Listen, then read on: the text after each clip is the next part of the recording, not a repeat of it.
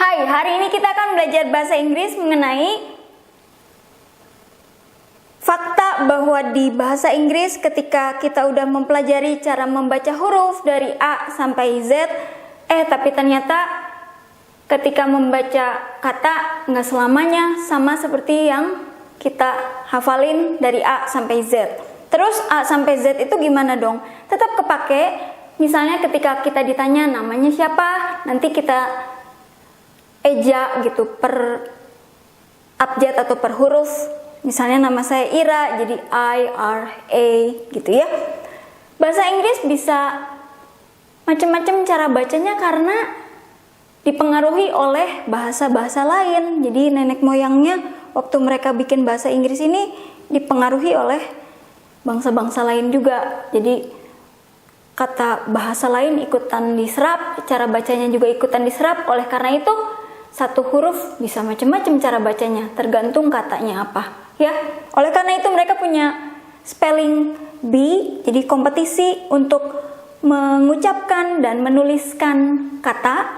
Karena kita lihat sendiri bahwa ternyata satu huruf bisa macam-macam cara bacanya, nggak konsisten gitu ya. Abjad atau huruf dari A sampai Z tetap kepake ketika nyebutin nama atau nyebutin alamat juga. Misalnya alamatnya di jalan apa, nanti kita sebutin, kita eja per huruf atau per abjad. Daripada salah kan ya, nanti ditanya juga gimana cara nulisnya gitu. Tetap kepake. Ini memang macem-macem dan saya sendiri juga masih sering buat kesalahan karena kata di bahasa Inggris kan banyak ya. Tapi lama-kelamaan sedikit demi sedikit nempel, dan biasanya kalau udah diketawain orang atau disalah-salahin orang itu yang paling nempel ya. Yang kejadian ke saya sih gitu ya. Buat saya kata ini nih yang sampai sekarang tetap nempel karena pernah diketawain. Akan menjadi dua bagian. Ini bagian satu dulu karena nanti jadi panjang banget. Kita lihat di bahasa Inggris sebetulnya aksennya banyak. Ada yang British, yang orang Inggris asli, ada juga yang American, ada juga yang Australian, ada juga Irish, Irlandia, ataupun aksen yang lain seperti Scottish, Skotlandia. Tapi yang umum biasanya British dan American.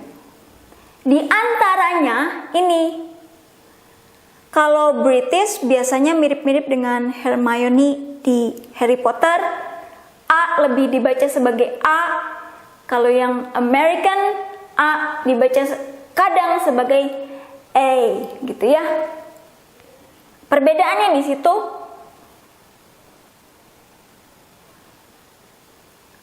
Salah satunya, banyak yang lain juga sih. Di sini apple bisa dibaca sebagai apple, bisa juga apple, bisa juga apple. Oleh karena itu, i-nya pakai warna biru muda supaya artinya, bikinan saya sendiri sih, supaya artinya kadang ada yang nyebutin atau kedengeran, ada juga yang nggak kedengeran gitu ya. Jadi bisa apple, apple, apple. Ini E, saya kasih tanda kuning di atas. Kalau di bahasa Sunda itu curug. Maksudnya dibaca sebagai E ya. E yang besok. Beda dengan E di E kemarin. Nah, kalau yang nggak ada curugnya berarti dibacanya sebagai E. Ape, kera. Autumn, musim gugur. Awesome, luar biasa, menakjubkan. Nah, kita lihat ya. A, tapi bisa dibaca jadi macam-macam. Ini octopus. Bukan tepes, tapi tepes. Octopus. Gurita. Owl, burung hantu. O, hutang. Oh. Nah, ini pakai warna biru muda lagi karena kadang ada yang kedengeran, ada yang nggak kedengeran. Own, own, milik. Ini menyala atau nyala, atau bisa juga di atas, on. Jangan lupa di bahasa Indonesia kalau kita mau menulis di atas harus selalu dalam dua kata. Karena di itu kata depan, atas kata benda yang menentukan posisi.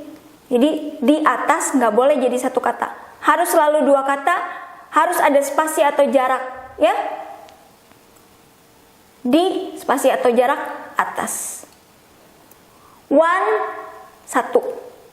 Jadi kita lihat di sini A bisa macam-macam, O juga bisa macam-macam dibacanya. Dan ini bisa ada lagi yang lain yang nggak saya tulis di sini. Ya, ini contoh aja.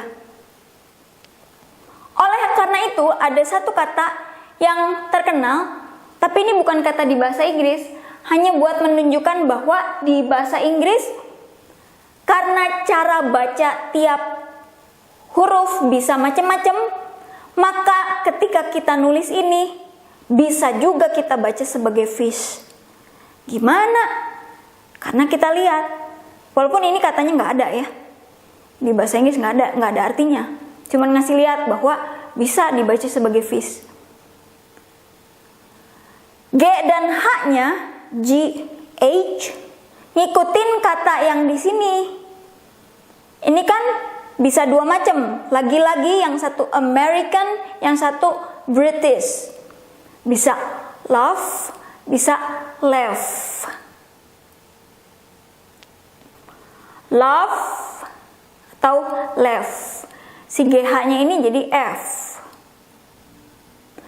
Oleh karena itu kalau British cinta atau kita bilang lope-lope, love, biasanya disebutnya love. Karena di British love tertawa, di American laugh tertawa, cinta love. F kan? Atau ini bisa macam-macam juga cara bacanya. Kadang ini dibaca sebagai CH, tapi saya mengikuti yang ini dibaca sebagai KH ya. Jadi cough gitu. Cough. F kan? Oke, F. Sekarang yang bagian ini O, tapi dibaca sebagai I. Kok bisa? Bisa.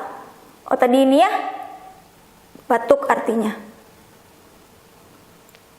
Cough. Sekarang yang O jadi I. Ada dua macam kan kalau kita mau bilang wanita dalam bahasa Inggris. Kalau satu, woman.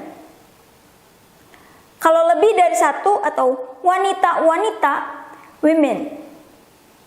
Woman, satu, wanita. Lebih dari satu atau wanita-wanita, women. Kan ini O dibacanya women. I. Oke. Sekarang yang ini. T sama I. T, I. Bisa dibaca sebagai SH. Sh. Contohnya di dua kata ini. Yang ke satu artinya negara. Yang satu lagi punya dua arti. Yang satu sebagai kata benda, pasien. Yang satu sebagai kata sifat atau adjektiva. Bahasa Inggris ada yang bilang adjektif, ada yang adjektif, ya. Kalau bahasa Indonesia adjektiva atau kata sifat sabar. Kita lihat, perhatiin di bagian TI-nya ya. Yang ini nation. Yang ini jangan lupa ada T di belakangnya, patient. Nah, kan dibacanya sebagai sh. Jadi oleh sebab itu kita bisa membaca ini sebagai fish.